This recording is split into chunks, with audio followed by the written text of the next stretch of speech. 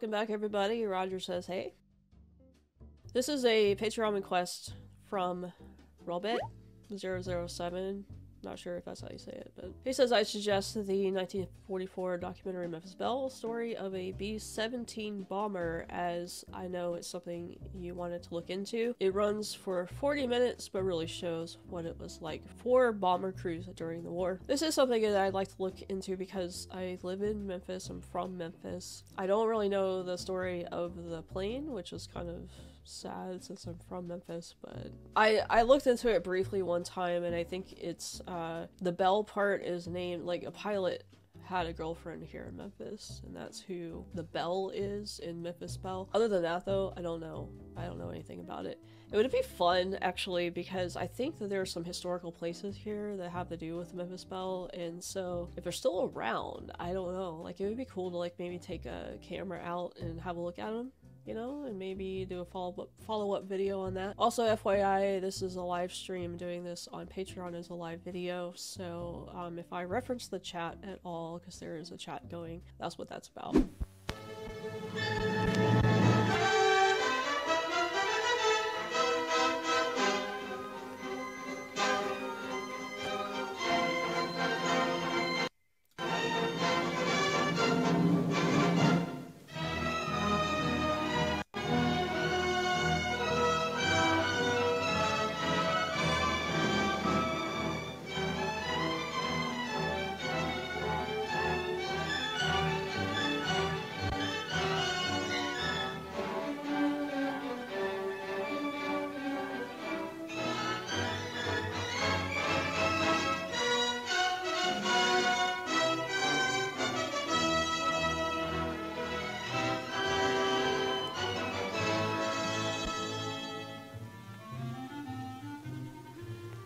All aerial combat film was exposed during war battles over enemy territory.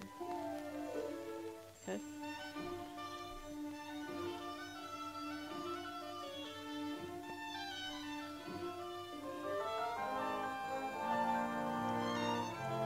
It's interesting that it starts in England.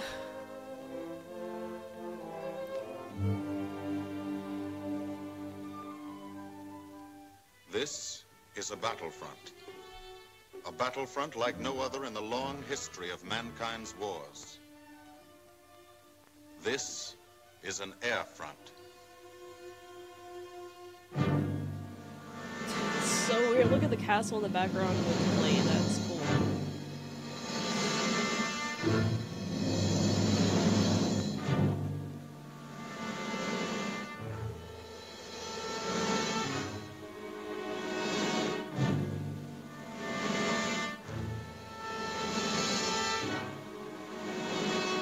Church, yeah, sorry.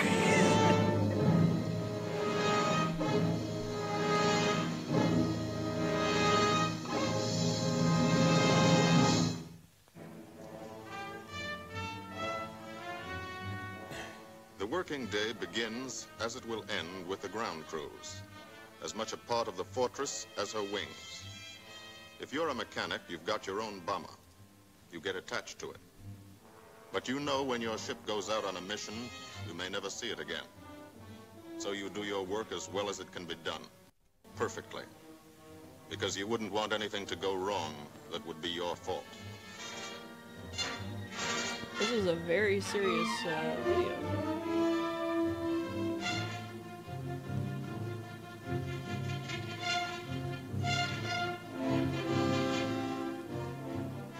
Today, the bombs will be taken from these bomb dumps somewhere in England and delivered to specific points in Wilhelmshaven, Germany.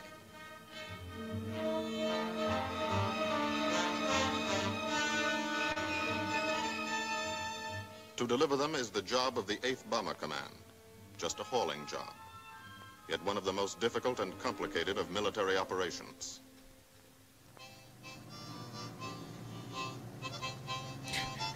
A little bomb train ride here. Oh, don't hit it. That's just... that makes me nervous.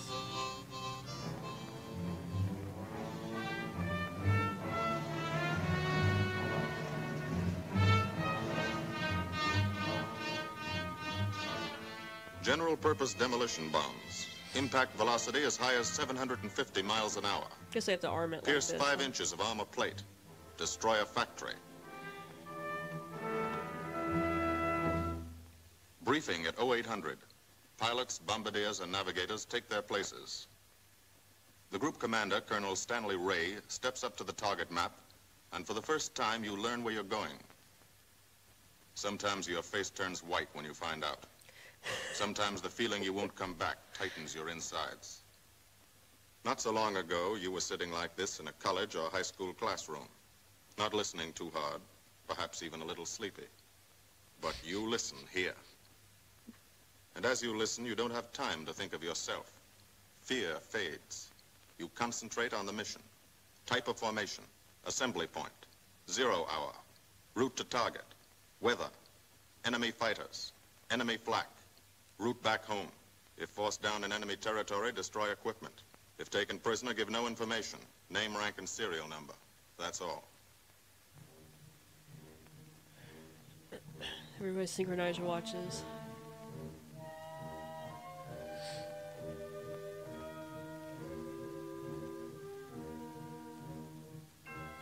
Oh jeez, I always hate these where they're like praying over them in case they die. It's just like...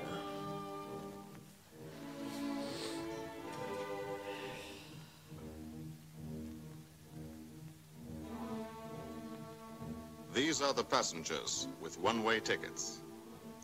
And this is the crew of the Memphis Belle, 324th Squadron, 91st Heavy Bombardment Group. Just one plane and one crew in one squadron, in one group, of one wing, of one Air Force, out of 15 United States Army Air Forces. Well, fellas, we've never had an easy ride over there yet, and today won't be any different. No escort except unfriendly. So keep your eyes peeled. Don't get excited and yell when you're talking on the intercom. Save your ammunition and make your shots count. And let me know what goes on back there, Quinlan. Yes, sir. Stay on the ball, gang, and she'll bring us back like she's always done. Okay? Let's go.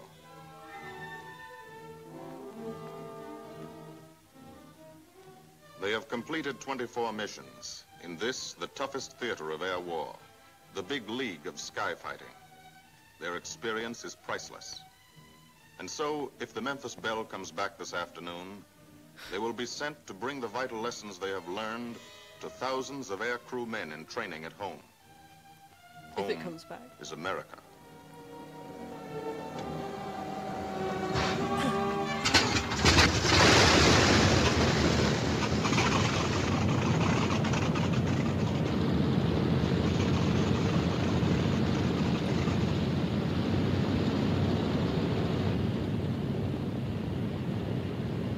This is a battlefront, like no other in this or any war.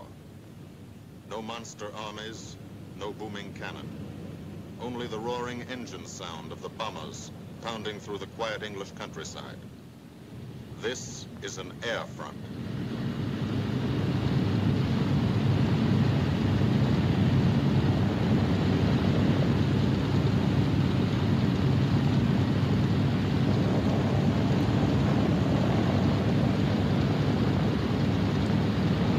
Dame Satan.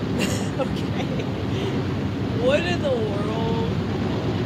I didn't know all of this was on the plane.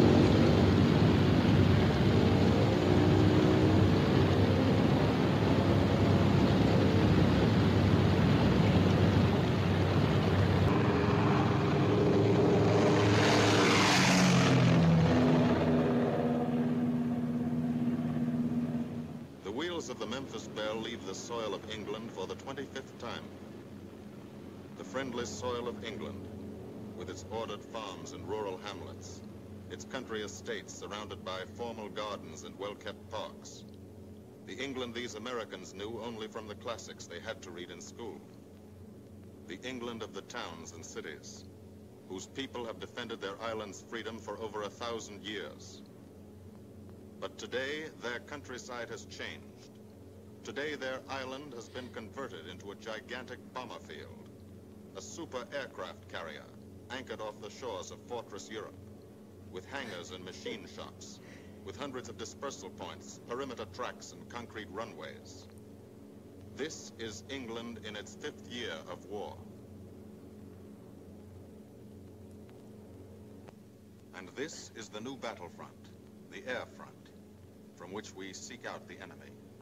Not his infantry or his artillery, not his panzer divisions, but the greater menace, the industrial heart of his nation, the foundation on which the Nazi Empire and its armies stand, the power behind the German lust for conquest.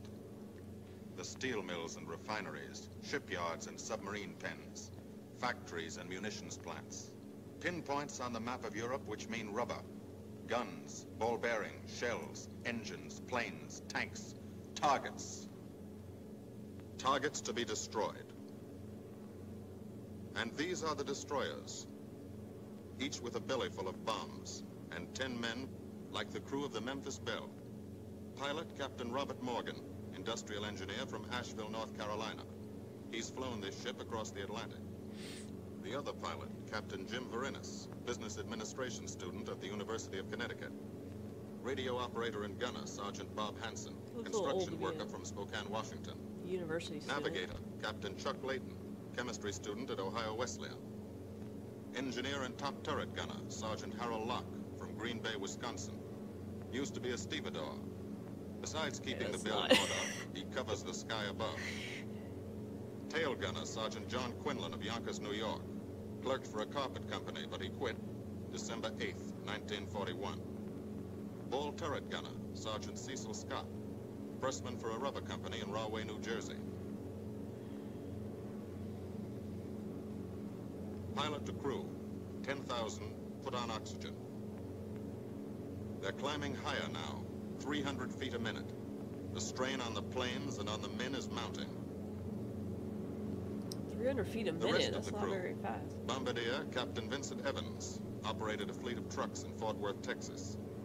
Waist gunners, on the right, Sergeant Bill Winchell, chemist for a paint company in Chicago.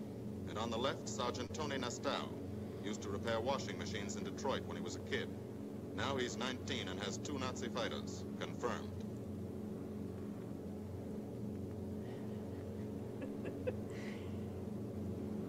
It takes all of a pilot's strength to keep a 30-ton fortress in tight formation.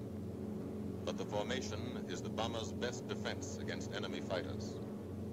The planes are deployed to uncover every gun, stepped up and down, echelon to the right and left, arranged to overcome the danger of gunners firing into friendly ships, arranged so concentrated cones of fire from the caliber 50 machine guns cover the sky for 1,000 yards in every direction.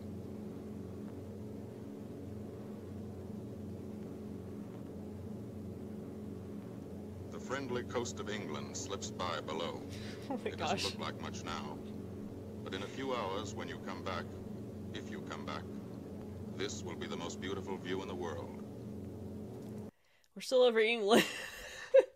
They're just really dragging this video out. I don't think they're going to go into the story of the Memphis Belle. I might have to go to another video for that. I mean, I guess we're getting more of like a real-time feel for what it was really like flying, right?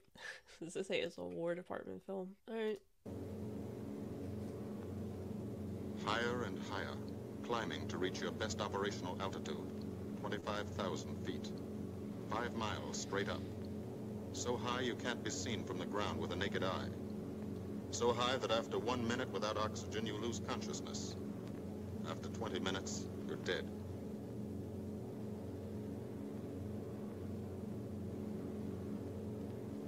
From now to the target, you go about your routine duties, plot your course, check your equipment, and wait, and think. Higher and colder. Temperature 40 degrees, below zero. Take off your glove and you lose some fingers. You look out at the strange world beyond, reflections in plexiglass, like nothing you ever saw before, outside of a dream.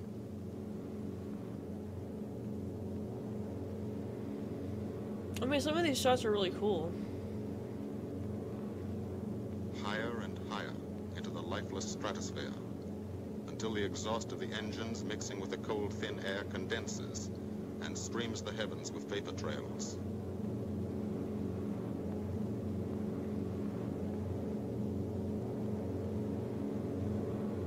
ships, they're far from beautiful, for they point like beckoning fingers to the formation, signposts in the sky for the enemy to spot us.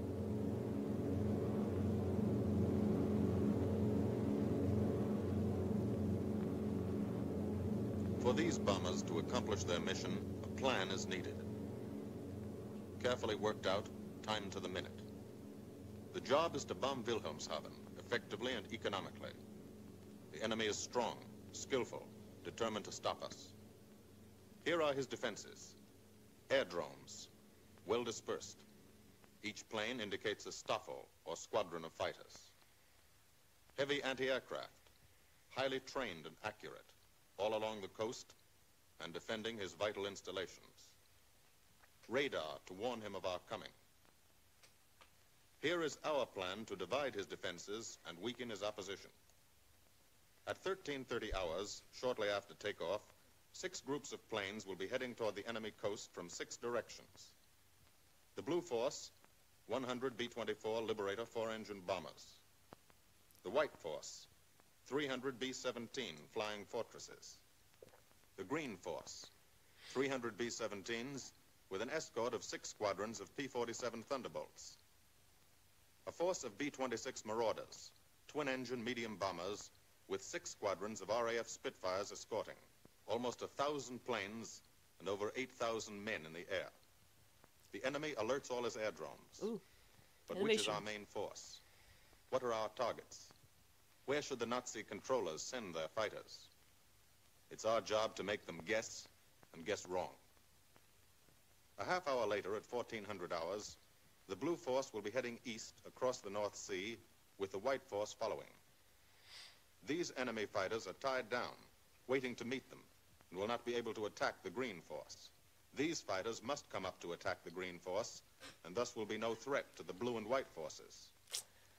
The B-26s and Spitfires will bomb and strafe a key rail junction, diverting these 6 Staffeln and preventing the enemy from concentrating too many fighters on the Green Force, which is scheduled to bomb an aircraft factory at Hanover. At least we got Spitfires in there. At 14:30 hours, the Blue Force will threaten this entire coastal area What in the world? of western Germany. What is this? What formation are these planes? I mean, not formation. What route are these? Not used to seeing like a bunch of curved lines like that. The Blue Force will threaten this entire coastal area of northwestern Germany. Which target will it be? Flensburg? The Kiel Canal? Or will it turn suddenly and bomb Hamburg, Wegesack, or Emden? Actually, it carries no bombs at all. It's a decoy and keeps the fighters from the northern area busy while the White Force, the main effort, heads for the submarine pens of Wilhelmshaven. At 1500 hours, while the White Force is over its target, only a fraction of the available German fighter strength of the area can intercept it because of the Blue Force diversion and the simultaneous bombing of Hanover by the Green Force. This is the plan of battle for today. That just gets more and more complicated. Drawn up by the... What is this? Okay, is this their like return route back? These look like Halloween pumpkins. The Combined Operations Planning Committee and approved by the Commanding General. The White Force, lead group, low squadron. We've crossed the invisible line of enemy radar. The Hun is expecting us.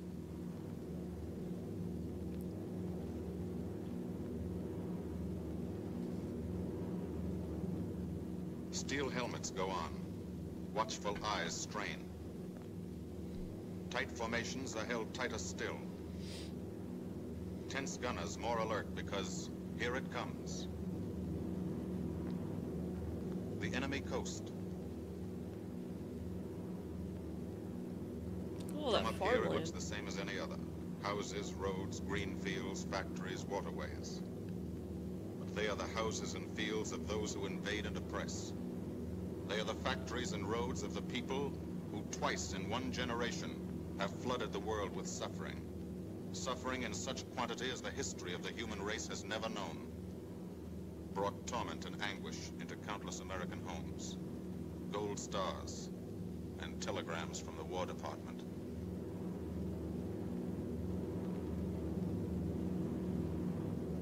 First flak. Just harmless-looking, silent puffs of smoke. Only each puff is a shell exploding, throwing shrapnel around the sky.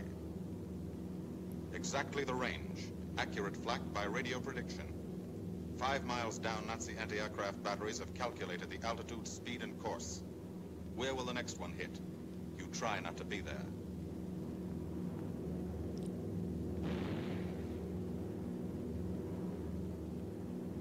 The docks and submarine. I've never looked at anti-aircraft ammunition up close. Like, what is it? Is it like a, I want to say like a 50 caliber bullet almost, but he said these are ordnances that explode once they get up there. So is it like more like just a little bomb that, because I mean those didn't look that big, so they have to be somewhat smaller. Are they designed to explode once they get to a certain altitude? Like, how does that work? Pens of Wilhelmshaven. Approach to the target starts. No smoke screen can protect it.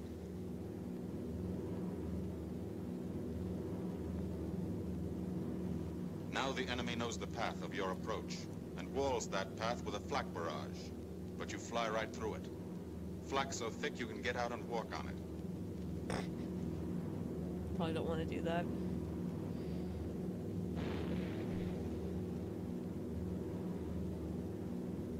Morgan changes course every 15 seconds. Evasive action to confuse the flak batteries. Bomb sight set for correct altitude and speed. Bomb bay doors open. The bombing run begins. So my question about this is, are the bombers just flying so high that the flak can't get to them, or are these just like really unlucky shots? Pilot to Bombardier. Okay, Vin, you've got it.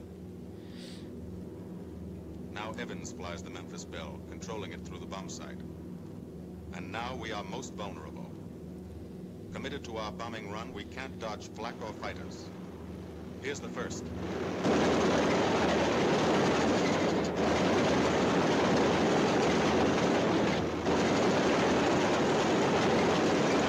Top turret fires at him. Evans must ignore the battle. Crosshairs lined up on target. Adjustments for wind drift made. 2 more fighters diving from 9 o'clock. Flak now has the range too. They've hit this fort, but he keeps on his bombing run.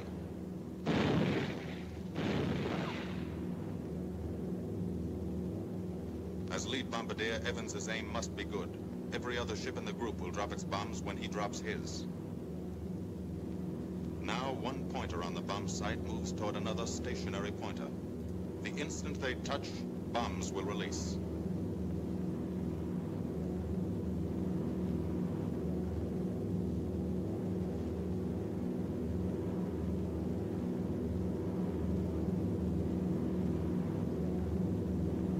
They touch. Bombs away.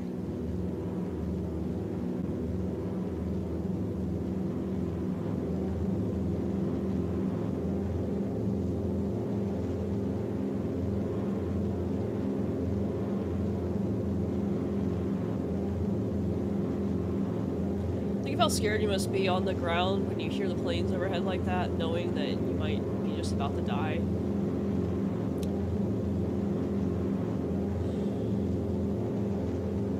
The bombs are just like hitting the middle of the water. It's crazy how far they've come with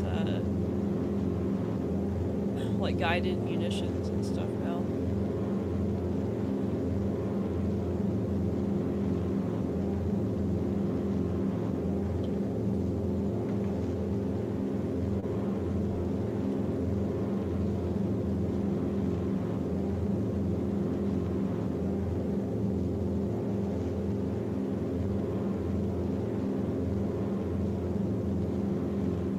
The first half of the mission is over, the easy half.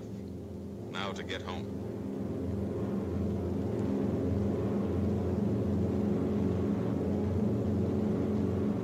The flak stops. That means fighters out there somewhere. A staffer lurking behind that cloud, or hiding up in the sun where the glare blinds you, and you can't see them, waiting to dive down on you. Fighters at 6 o'clock. This is what a gunner sees. A speck in the sky. That's a fighter. And and in a blink, that means he's firing at you. 2,300 rounds a minute. Okay. 2,300 rounds a minute, goodness. So, did these bombers, I may have missed this in the whole, like, map thing, but are these bombers being escorted by fighter jets, or, well, they didn't have fighter jets at this time, did they? But just, like, fighter planes, whatever. Or are these bombers, like, just defending themselves?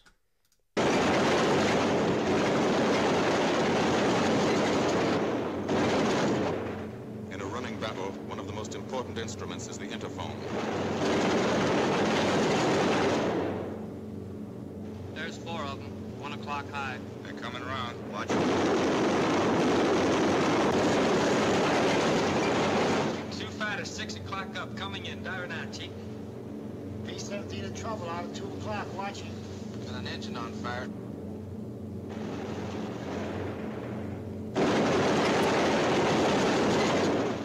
There's 2 more diving through the 94th. 3 planes, 9 o'clock, coming around.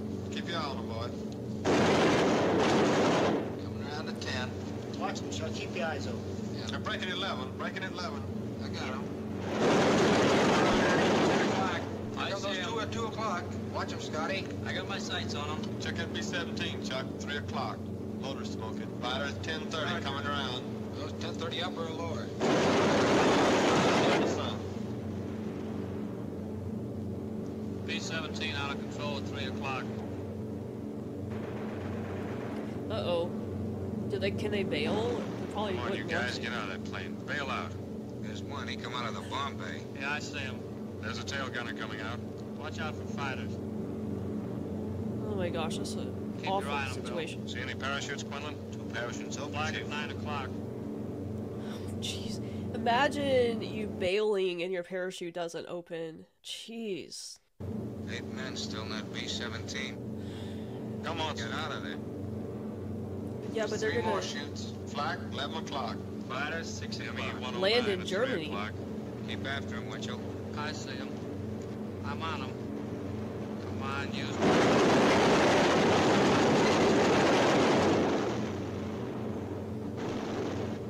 I got him. Quinlan, confirm that fighter. He got him, Chief. Look, he's bailing out. Don't yell on that intercom. Fighters, 10 o'clock. Watch those 2 at 12, Van. They're coming in. They're coming in, Scotty. Get that ball turret on him. Save the ammunition as much as possible.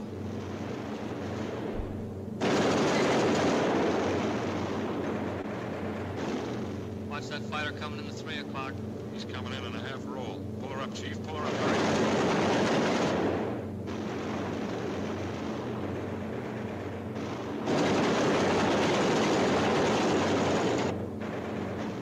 This fortress is hurt. Engine on fire, losing airspeed and altitude. It's hurt. Drifting into the flak, alone and helpless. A straggler. In a minute, Nazi fighters will swarm in like buzzards for the kill. You can watch, but you can't go down to help. You keep your formation. This is a very uplifting video. Here, too, the mission is being flown. None the less real for being in the minds and hearts of these men behind. Ask anybody who's been to a field in England, or anywhere else our bombers are based, and he'll tell you that there's drama here, too. Waiting to see who's coming back. To watch them, you might not realize how tense these ground crews are. But they are tense, and plenty worried. In Air Force talk, this waiting is known as sweating out the mission. These men know the flight plan. Their watches told them when the bombers were running into enemy flak, when they were over the target, when they left the enemy coast. And now their watches tell them the bombers should be nearing the field. Every ear strains for the first sound of the engines. And then somebody hears them. And somebody sees the first faint specks in the distant sky. What if they start counting how many Every planes face there are? turns to see and count. The watchers try to read the numbers on the ships. These planes have priority to land first. The colored flares mean wounded aboard. Ooh, In I the didn't know they hospital did that. window, these watching men know what that means. They know what it feels like to lie on a bouncing fortress floor for hundreds of miles through the frozen stratosphere in great pain, with the other men in your crew fighting to keep you alive until they hit the field. The field. Home. It'll be okay then, because there'll be medical care, the best, as soon as the wheels of your plane stop rolling.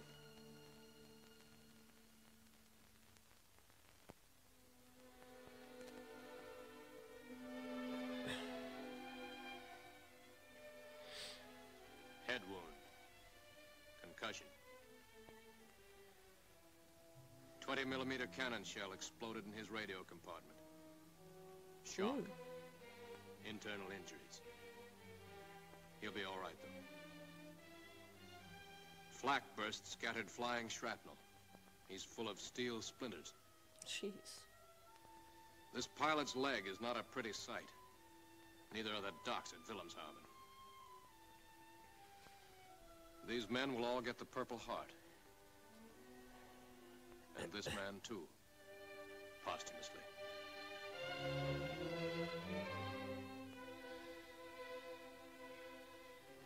A transfusion right in the plane. This gunner's too weak to be moved. The new life-giving blood flowing into his veins might be the blood of a high school girl in Des Moines, a miner in Alabama, a movie star in Hollywood, or it might be your blood, whosever it is. Thanks. 36 planes left this field this morning. Now 6 more arrive. That makes 20 home. And this one's 21. More wounded aboard.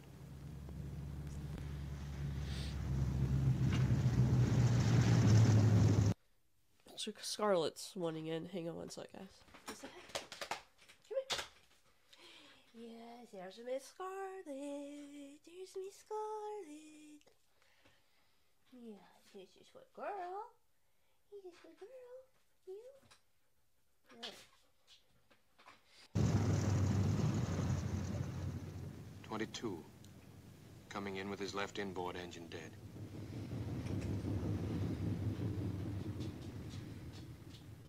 23.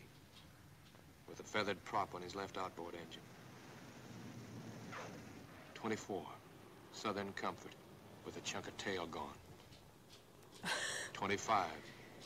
They flew home on their luck. 26. Not a scratch.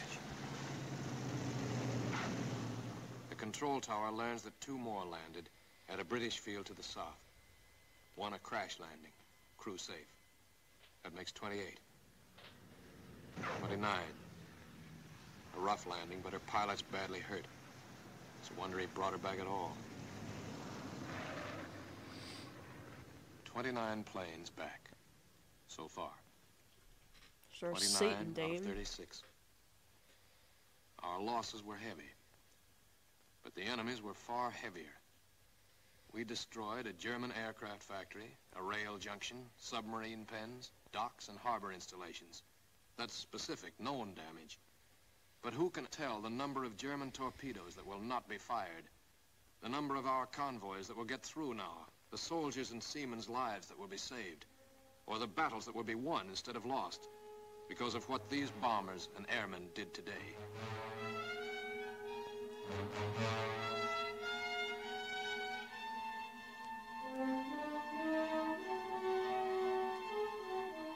Pilot and tail gunner.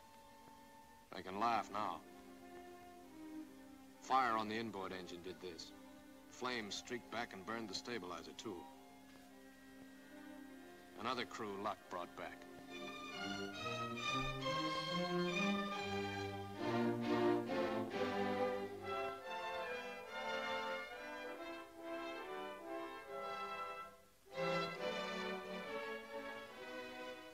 Here's old Bill. A pretty good airplane when it took off. Lost its nose. Lost its navigator. Bombardier wounded. Top turret gunner and pilot hit. Hydraulic system shot out. No brakes. No I mean, imagine being in the cockpit and whatever shell did this, hitting you, I mean, that's huge. Pilot hit. Hydraulic system shot out. No brakes, no flaps. But old Bill came back. Oh, at least he's doing the peace sign in the right direction, right? Now, among the returned crew members... Or, no, he wasn't doing it. That was the bad direction, wasn't it? Right? Good direction is like this. Bad direction is when you turn the back of your hand over. I think that would make more sense, right? Because he's not coming in peace. Flows like a river, talking out every detail of the mission. These are the faces of combat. Faces of Americans who have watched their comrades die. Faces that can never forget the enemy. And they're in no mood to have their picture taken.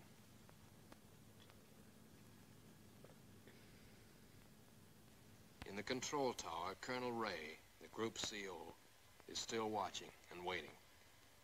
And then he spots the last flight. 3 more planes.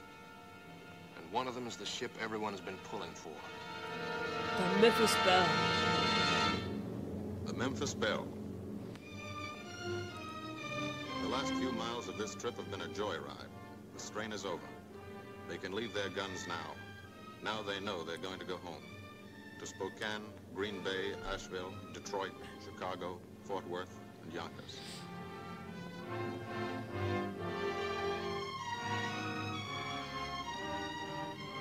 The Belle comes in for her landing. But first Morgan buzzes the field, cuts the grass with the giant fortress. It's against the rules, but this is a special occasion.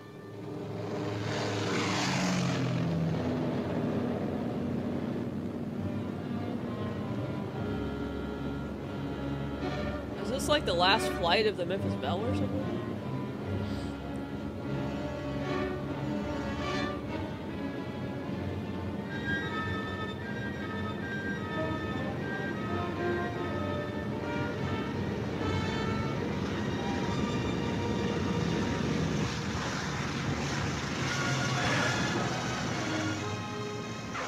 The wheels of the Memphis Belle come back to the soil of England for the 25th time.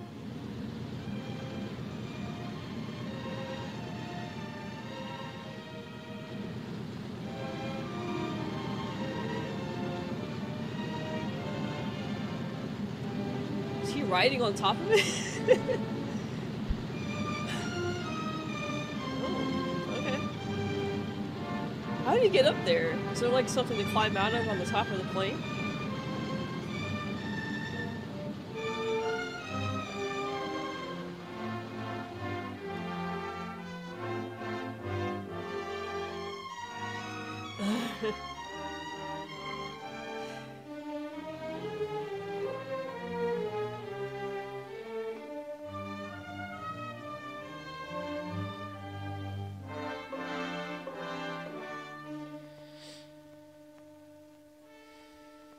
Okay.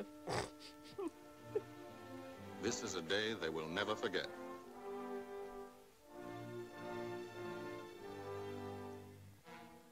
Another great day soon after, Brigadier General Hansel visited the field and presented the Distinguished Flying Cross to every member of the crew. It's kind of a cool shot with the Memphis Belle in the background. And then there was another day.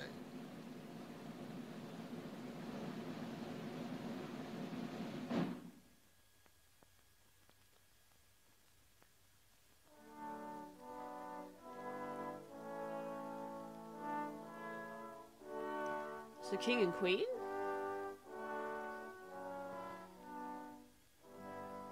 Their Majesties, the King and Queen of England.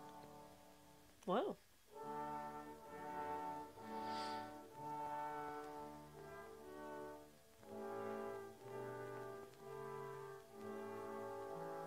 I wish I could hear what they were saying.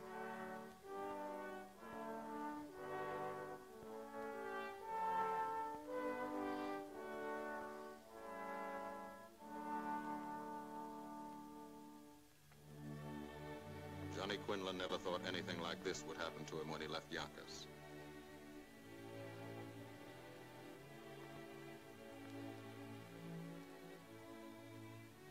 The ground crew were a little self-conscious about being dressed in fatigues, but the Queen thought they were very nice.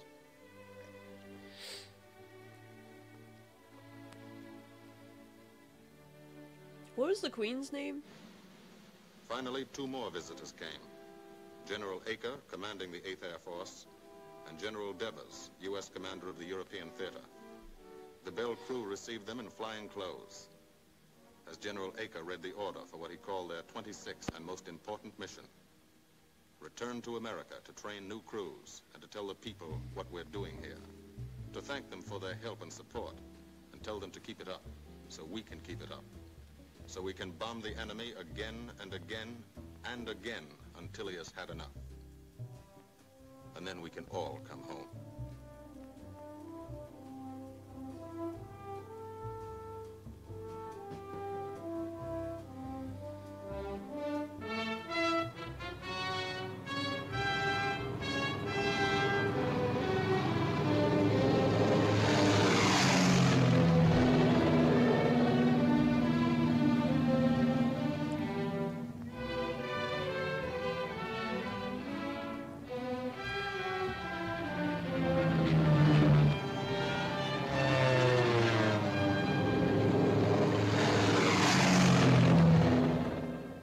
The 8th Air Force, who are now flying deep into Germany, bringing destruction to targets almost 1,000 miles from their bases. Destruction like this. And who have never once been turned back by the enemy. To those men, this film is gratefully dedicated. Like the surface of the moon or something. Alright, well, admittedly, that went a completely different direction than I thought it was going to. I thought it was going to be more of like a documentary on like the origins of the Memphis Belle and kind of the story behind it, but we saw more of just like the Memphis Belle's mission, so that was cool too. Like, I mean, it is part of the Memphis Belle story. I think it would be good to try and find another video though that gives us a little bit more insight into like the history of it, like, you know, behind the actual name of the Memphis Belle and all of that stuff. I really enjoyed being able to see like the inner workings of a bombing mission. Usually the documentaries don't string it out this long, you know, but they kind of like showed some detail and stuff that I'd never seen before, so that was pretty cool. And I think they had some really good, like, some pretty cool shots to look at, you know, of the bombing mission and stuff. You know, like, I didn't know that they did flares for when there was injured crew. I didn't exactly know how many planes, you know, and how they would divide them all up